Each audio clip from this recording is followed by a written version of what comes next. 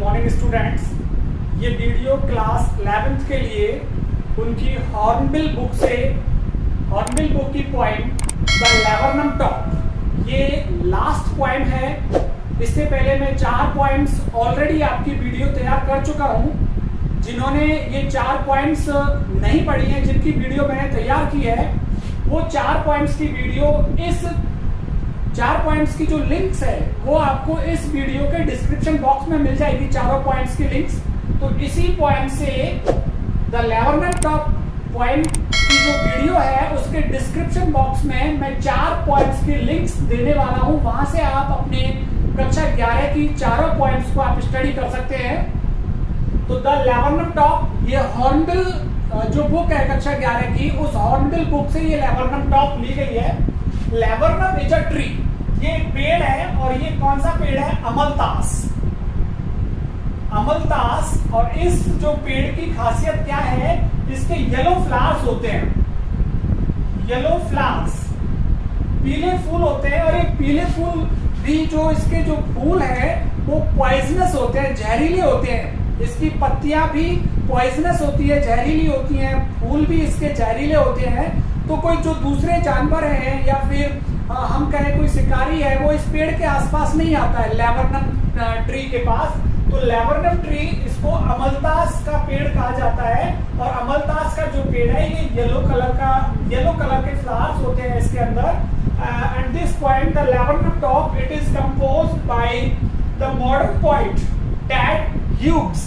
टैड Hughes के द्वारा ये लिखी हुई पोएम है कक्षा 11 की। तो let's start the recitation of this poem. The laburnum top is silent, quite still in the afternoon, yellow September sunlight, a few leaves yellowing, all its seed fallen. The laburnum top is silent. कि जो laburnum tree है, laburnum कौन सा tree? अमलतास। कि जो अमलतास का जो top है, जो उसका शिखर है, जो उसका शिखर है अमलतास का, जो जहां उसका टॉप हिस्सा है, जो उसकी हाइट है, टोटल पूरी हाइट इज साइलेंट, वो पूरे तरीके से शांत है। There is no noise, there is no sound in the amaltas tree और in the laburnum tree. Laburnum tree में किसी प्रकार की आवाज नहीं है, किसी प्रकार की ध्वनि नहीं आ रही है वहां से। Quite still, quite means completely, पूरी तरीके से। द होल ट्री, पूरा जो पेड़ है वो स्टिल है, शांत है। Means there is no movement also, कोई गतिविधि नहीं है। देयर इज नो मोशन, कोई हलचल नहीं है पेड़ के अंदर। तो पहली लाइन से आपको पता लग रहा है the laburnum tree it is silent, means there is no sound, there is no noise, and the tree is also without motion, means there is no movement in the tree. पेड़ में किसी प्रकार की हलचल नहीं है, किसी प्रकार की आवाज नहीं आ रही है, कोई ध्वनि लैवर्नम टॉप, लैवर्नम ट्री से नहीं आ रही है। It is completely, quite means पूरी तरीके से, कंप्लीटली मोशनलेस है, गतिहीन है, कोई हलचल नहीं हो रही है इस पेड़ के अंदर। तो कोई आवाज नहीं हो रही है, कोई हलचल नहीं हो रही है। इन द आफ्टरनून, दोपहर के बाद, दोपहर के बाद येलो सितंबर सनलाइट, सितंबर के महीने में जो सनलाइट है, सूर्य की रोशनी, येलो, पीली रोशनी में ये नहाया हुआ है। It is based in the yellow light of sun, सूर्य की पीली रोशनी में ये नहाया हुआ है। तो पीली रोशनी है दोपहर के बाद, उस दोपहर के बाद की पीली रोशनी में सितंबर के महीने की बात की है पोएट ने। तो सितंबर के महीने की पीली रोशनी में ये नहाया हुआ है। और यहाँ पे देखिए सितंबर सनलाइट, एस का रिपीटेशन है। तो repetition of a sound is called alliteration, repetition, repetition of sound, ध्वनि का रिपीट होना। और वो भी कौन सी साउंड का? Consonant sound.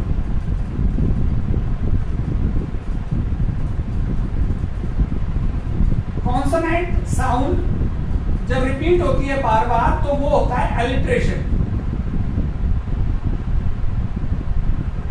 अलिट्रेशन क्या होता है?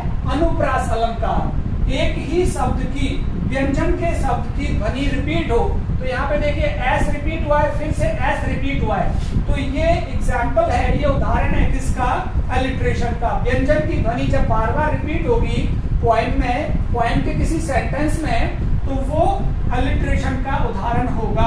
तो कॉन्सोनेंट की बात कर रहा हूं मैं, कॉन्सोनेंट या रिपीट हुआ है एस और एस, तो ये अलिट्रेशन है। तो यहाँ पे आप देख सकते हैं लैबरनम टॉप जो पूरी तरह से, लैबरनम जो ट्री है, the complete tree, it is silent, there is no noise, there is no sound from this tree. इस पेड़ से कोई आवाज नहीं आ रही है, कोई ध्वनि नहीं आ रही है, क्वाइट स्टिल, पूरी तरह से कोई एक्टिविटी नहीं हो रही है इस पेड़ में, मोशनलेस है, गतिहीन है, बिल्कुल एकदम से शांत है, विदाउट एनी मूवमेंट है। इन द आफ्टरनून, दोपहर के बाद का समय है, और येलो, पीली पीली सी रोशनी है किसकी, सनलाइट, सूर्य की पीली रोशनी, और वो भी सितंबर के महीने की। A few leaves yellowing, इसकी कुछ पत्तियां, some leaves of this tree, इस पेड़ की कुछ पत्तियां yellowing, they have turned into yellow color, वो पीले रंग की हो चुकी हैं, मीन्स टू से पीले रंग की हो चुकी है। तो ये ऑटम सीजन की बात कर रहा है। ऑटम मीन्स पतझड़, पतझड़ ऋतु में जब पत्तियां पीली हो जाती हैं और गिरने लग जाती हैं, तो ऑटम सीजन आ जाता है, और सितंबर के महीने में ऑटम सीजन की शुरुआत हो जाती है। तो a few leaves yellowing, इसकी कुछ पत्तियां yellowing पीली पड़ रही हैं, all its seed fallen, और इसके सभी जो बीज हैं इस पौधे के, इस पेड़ के जो बीज हैं, they have all fallen from its, इससे सारे के सारे बीज गिर चुके हैं इस पेड़ के। तो आप देख सकते हैं फर्स्ट 3 लाइन्स में किसी भी तरह की कोई हलचल नहीं है पेड़ के अंदर, नीरसता सी नजर आ रही है। पेड़ ऐसे लग रहा है जैसे मृत प्राणी होता है, जैसे मृत प्राणी के अंदर कोई मूवमेंट नहीं होती है, मृत प्राणी के अंदर से कोई आवाज नहीं आती है, उसी तरह से this laburnum tree is looking like a dead creature, एक मृत प्राणी के जैसा लग रहा है। ना तो इसमें से कोई आवाज आ रही है, ना ही कोई इसमें से मूवमेंट हो रहा है, और इसकी जो कैसी रोशनी में, पीली रोशनी में ये आया हुआ है। सितंबर के महीने की बात है, और सितंबर में autumn season it commences, autumn पतझड़ ऋतु की शुरुआत हो जाती है, और इसकी जो कुछ पत्तियां हैं वो पीली पड़ गई हैं, और इसके जो बीज हैं वो फॉलन, वो गिर गए हैं। टिल, और ये कब तक रहता है ऐसा, कब तक ये स्टिल है, कब तक ये साइलेंट है, साइलेंट और स्टिल कब तक है, टिल, तब तक ये शांत और बिना हलचल के रहता है। द गोल्ड फिंच कम्स, जब तक गोल्ड फिंच नहीं आ जाती है। गोल्ड फिंच बर्ड एक पक्षी है, जिस तरह से हमारा स्पैरो होता है, छोटी सी जो चिड़िया है, गौरैया चिड़िया, हम इसको स्पैरो बोलते हैं। लेकिन गोल्ड फिंच जो है वो गोल्डन फिंच जो है ये पीले कलर की होती है। गोल्डन फिंच जो है वो पीले कलर की होती है। तो पीले कलर की ये चिड़िया जब तक नहीं आ जाती है, जब तक इस पेड़ पर नहीं आ जाती है, तब तक जो ये पेड़ है बिल्कुल शांत है, बिना किसी एक्टिविटी के है, बिना किसी मूवमेंट के है। Till the golden Finch comes, जब तक ये गोल्डन फिंच नहीं आ जाती है, पीली सी चिड़िया, विद अ ट्विचिंग चिर्प, और ये चहचाती है आकर के। चिर्प मींस चहचाना, ये आकर के चहचाती है, और twitching means with a jerk, एक झटके से आती है ये, विद अ जर्क, एक झटके से आती है, और झटके से आकर के इट स्टार्ट्स चिर्पिंग देयर, और आकर के वहां पर ये चहचाना शुरू कर देती है। उस पेड़ के अंदर थोड़ी सी एक्टिविटी ला देती है ये चहचा करके। तो टिल, जब तक गोल्डन फिंच आती है तब तक ये नहीं आती, तब तक शांत रहता है, और उसके आने के बाद जैसे ये आती है तो ये विद अ पिचिंग, एक जर्क, एक झटके से आती है, चहचाते हुए। A suddenness, startlement at a branch end, और ये आकर के ब्रांच एंड, एक शाखा के अंतिम छोर पर आकर बैठ जाती है। सडननेस मींस अचानक से, और स्टार्टलमेंट बिल्कुल आश्चर्यचकित कर देने वाले तरीके से। सरप्राइजिंग, आश्चर्यचकित, भौचक्का, चकित कर देने वाले तरीके से, चकित, आश्चर्यचकित। तो स्टार्टलमेंट कर देने वाले तरीके से, अचानक, सडननेस,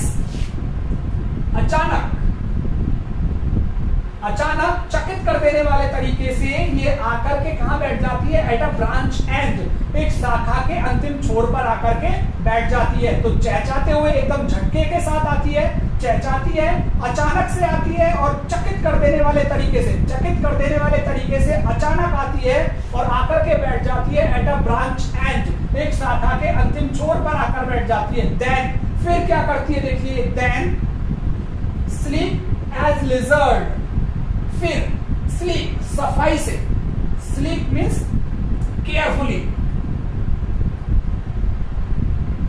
केयरफुली कहें या स्किलफुली, पूरे तरीके से, स्लीप बहुत ही सफाई से, बहुत ही चालाकी से, एज अ लिजर्ड, जैसे कि एक छिपकली होती है, छिपकली आपने देखा होगा दीवार पे घूमती है, तो यहां पे एज का प्रयोग हुआ है सिमिली, उपमा अलंकार, उपमा अलंकार का प्रयोग किया है यहां पे उसके तरीके को, किसके तरीके को, गोल्डन फिंच के तरीके की तुलना यहां पे किससे की है, लिजर्ड से। जिस तरह से छिपकली पूरी सफाई से, पूरी सावधानी से, स्किलफुली, पूरे तरीके से, दक्षता से जैसे ही वो चलती है, कीट को खाने के लिए पता भी नहीं लगता, कीट के पास पहुंच जाती है छिपकली और उसको खा जाती है, उसी तरीके से ये केयरफुली, पूरे ध्यानपूर्वक, पूरी स्किलफुली, पूरी प्रवीणता से, पूरी दक्षता से, एज अ लिजर्ड, जैसे कि छिपकली की तरह, एंड अलर्ट, और पूरी सजगता से, अलर्ट मीन्स वॉचफुल, पूरी सजगता से, and abrupt, abrupt means sudden और अचानक। तो यहां पे आप रेपिटेशन देख सकते हैं, ए एंड ए, ये रेपिटेशन बाउल साउंड का है, बाउल साउंड का रिपीटेशन नजर आ रहा है आपको इस बार, ये रहा बाउल साउंड का रिपीटेशन, और बाउल साउंड का जो रिपीटेशन है वो एसोनेंस कहलाता है, एसोनेंस। व्यंजन की ध्वनि का रिपीटेशन कहलाता है अलिट्रेशन, व्यंजन की ध्वनि रिपीट होगी तो वो अलिट्रेशन कहलाता है, और बाउल साउंड, स्वर की ध्वनि रिपीट होती है पॉइंट के अंदर, तो उसको क्या कहते हैं, एसोनेंस। तो अभी तक आपने अलिट्रेशन के बारे में जाना, साथ ही आपने सिमिली के बारे में जाना, क्योंकि एज से तुलना की है यहाँ पे, किसकी, गोल्डन फिंच बर्ड की तुलना करिए किससे, लिजर्ड से। दो अलग अलग चीजों के बीच में तुलना जब होती है तो उसको कहते हैं सिमिली। तो उपमा अलंकार का प्रयोग हुआ है, फिर एसोनेंस का आपने प्रयोग देखा, तो देखिए यहाँ पे किस तरह से स्लीप, पूरी सफाई से, एज अ लिजर्ड, जिस तरह से एक छिपकली चलती है ऐसे ही, एंड अलर्ट, और पूरी वॉचफुल, पूरी सजगता से, पूरे ध्यान से, एंड अब्रप्ट, और अचानक, अचानक ही पूरे ध्यान से, पूरी सजगता से, पूरी दक्षता से, पूरी कुशलता से, स्लीप मीन्स कुशलता, पूरी कुशलता, पूरी दक्षता, पूरी सजगता, और अचानक ही सी एंटर्स, वो प्रवेश कर जाती है, वो चली जाती है, द थिकनेस, जहां पे थिक है, जहां घनी लीव्स, डेंस लीव्स, जहां घनी पत्तियां हैं पेड़ में, उन घनी पत्तियों के अंदर प्रवेश कर जाती है। थिकनेस, जहां से पेड़ घना हो रहा है, जहां झुरमुट बड़ा है पत्तियों का, उन डेंस फॉरेस्ट, घनी पत्तियों के अंदर प्रवेश कर जाती है। तो देखिए स्लिक, जिस तरह से लिजर्ड पूरी कुशलता के साथ अपने शिकार की तरफ जाती है और पता नहीं लगने देती और शिकार को पकड़ लेती है, ऐसे ही पूरी सावधानी से और पूरी कुशलता के साथ ये भी प्रवेश करती है, जिससे कि किसी दूसरे शिकारी को या दूसरे जानवर को पता ना लगे कि इसका घर कहां पे है, इसका नेस्ट कहां पे है। वॉचफुल, पूरे ध्यान लगा करके पहले देखती है इधर उधर कोई है तो नहीं देखने वाला, और पूरी सावधानी से अचानक प्रवेश कर जाती है, अचानक अंदर चली जाती है, कहां, अपने नेस्ट, अपने घोंसले में। She enters the thickness and a machine starts up, और उसके अंदर जाने से ही मशीन स्टार्ट्स अप, एक मशीन शुरू हो जाती है, वहां पे एक मशीन चालू हो जाती है। मशीन क्या चीज है यहाँ पे देखिए, machine starts up of chitterings, chitterings किसकी, चिपिंग्स,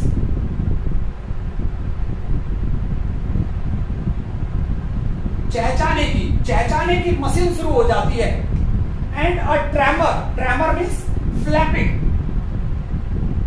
फड़फड़ाहट, और फड़फड़ाहट शुरू हो जाती है किसकी, ऑफ विंग्स, पंखों की, तो उसके पहुंचते ही, अंदर पहुंचते ही, जैसे ही वो थिकनेस के अंदर प्रवेश करती है, थिकनेस के अंदर प्रवेश करते ही अपने घोंसले के पास जाते ही एक मशीन शुरू हो जाती है वहां पे। और मशीन किसकी? ऑफ चिटरिंग्स, चहचहाने की। तो मशीन से मतलब यहां पर है उसकी फैमिली, उसका परिवार। जो नेस्ट के अंदर चिक्स हैं, चिक्स कहें या चिकन्स, उसके जो बच्चे हैं, उसके जो बच्चे हैं, चिड़िया के जो बच्चे, गोल्डन फिंच बर्ड के जो बच्चे हैं, उनको मशीन कहा है। वो स्टार्ट से वो शुरू हो जाते हैं और क्या करने शुरू हो जाते हैं? चिटरिंग्स, चहचहाने शुरू कर देते हैं। एंड ट्रेमर ऑफ विंग्स, और अपने पंखों को ट्रेमर, फ्लैपिंग, फड़फड़ाना शुरू कर देते हैं। एंड ट्रिलिंग्स, और कंपन कर देते हैं पेड़ के अंदर, पेड़ को गुंजायमान कर देते हैं। ट्रिलिंग्स मींस इको, इकोइंग, उस पेड़ को गुंजायमान कर देते हैं, पेड़ में आवाज गूंजने लगती है उनकी। तो जैसे ही यहाँ पे वो पक्षी पहुंचती है, गोल्डन फिंच पहुंचती है, तो जो मशीन है, जो मशीन या उसके बच्चे हैं, जो चिकन्स, छोटे छोटे यंगस्टर्स, यंग वंस, जो इसके बच्चे हैं, वो स्टार्ट सब शुरू कर देते हैं उसके पहुंचते ही। चिटरिंग्स, चहचहाना, ट्रेमर, फ्लैपिंग, फड़फड़ाना ऑफ विंग्स, पंखों को फड़फड़ाना शुरू कर देते हैं, चहचहाना शुरू कर देते हैं। एंड ट्रिलिंग्स, और इकोइंग, और गुंजायमान कर देते हैं उस सारे पेड़ को, कंपन कर देते हैं उस पेड़ के अंदर। द होल ट्री ट्रेम्बल्स, पूरा के पूरा पेड़ कांपने लग जाता है। The whole tree trembles and thrills, और रोमांचकारी महसूस हो जाता है, मजा आ जाता है पेड़ को। थ्रिल्स मींस एडवेंचर या एक्साइटमेंट, रोमांचकारी हो जाता है पेड़, पेड़ को भी आनंद आने लग जाता है। द होल ट्री ट्रेम्बल्स, पूरा के पूरा पेड़ ट्रेम्बल्स, कंपायमान हो जाता है। तो यहाँ पे पेड़ को कांपता हुआ दिखाया है, पेड़ को आनंद प्रदान करता हुआ दिखाया है। तो यहाँ पेड़ को क्या बना दिया है? मनुष्य बना दिया है, द होल ट्री। तो यहाँ कौन से फिगर ऑफ स्पीच का यूज किया है? पर्सोनिफिकेशन, मानवीकरण अलंकार का यहाँ पे प्रयोग किया है, क्योंकि इंसान कांपता है, इंसान ऐसे कांपता है। पेड़ अगर कांपने लगेगा तो पेड़ को किसका रूप दे दिया? इंसान का रूप दे दिया है यहाँ पे। द होल ट्री ट्रेम्बल्स, पूरा पेड़ कांपता है। एंड थ्रिल्स, और उसको मजा आ जाता है, रोमांचकारी हो जाता है। तो आप यहाँ देख सकते हैं, यहाँ पेड़ बिल्कुल डेड था, मृत प्राय था, कोई आवाज नहीं थी, कोई हलचल नहीं थी। और किसके आने से? गोल्डन फिंच बर्ड के आने से उस पेड़ के अंदर हलचल हो गई। उसके जो मशीन है, उसके जो बच्चे हैं, वो चहचहाने लगे, पंखों को फड़फड़ाने लगे, आवाज गुंजायमान होने लगी। और गुंजायमान हुई तो वो पेड़ भी ट्रेम्बल, कांपने लगा, कंपन होने लगा पेड़ के अंदर। एंड थ्रिल्स, और पेड़ को भी रोमांचकारी अनुभव, रोमांचकारी एहसास पेड़ को होने लगा। It is the engine of our family. It यहाँ पे रेफर कर रहा है गोल्डन फिंच के लिए। तो गोल्डन फिंच जो है, इट इज द इंजन, ये इंजन है ऑफ अवर फैमिली, अपने परिवार का। जो गोल्डन फिंच बर्ड है, ये क्या है? इंजन है, इंजन है। जिस तरह से आपने देखा होगा ट्रेन के जो कंपार्टमेंट्स या बॉगीज खड़े रहते हैं, लेकिन जैसे ही इंजन आकर के जुड़ता है, इंजन जुड़ता है, तो सभी जो कंपार्टमेंट्स या सभी जो बॉगीज है उस ट्रेन की, उनमें हलचल स्टार्ट हो जाती है। ऐसे ही यहाँ पे गोल्डन फिंच जो बर्ड है, इट इज द इंजन। यहाँ पे तुलना की गई है, एक मेटाफर या रूपक अलंकार का प्रयोग किया गया है। और रूपक इनडायरेक्टली, अप्रत्यक्ष रूप से यहाँ पे तुलना हो रही है कि इट इज द इंजन, कि जो गोल्डन फिंच बर्ड है वो इंजन है। जिस तरह से मैंने कहा कि ट्रेन का इंजन बॉगीज में जब जुड़ जाता है, दूसरे डब्बों में जैसे ही जुड़ता है, तो डब्बे के अंदर हलचल और आवाज आने लग जाती है। ऐसे ही जब ये आकर के बैठती है पेड़ पर, तो उसकी पूरी फैमिली, जो मशीन है, मशीन का है उसके परिवार को, यहाँ पर उस मशीन में भी क्या है? हलचल स्टार्ट हो जाती है, चहचहाट स्टार्ट होने लग जाती है। तो golden Finch bird is like an engine, वो इंजन के जैसी है। सी स्टॉक्स इट फुल, वो इस मशीन को, इट यहाँ पे मशीन या फैमिली, अपनी पूरी फैमिली को स्टॉक्स भर देती है, पूरा भर देती है। स्टॉक से मतलब भोजन से या देखभाल से, भोजन कराती है आकर के वो, और उसको उनके जो भूख लग रही है उनको पूरी तरह से उनके पेट को भर देती है।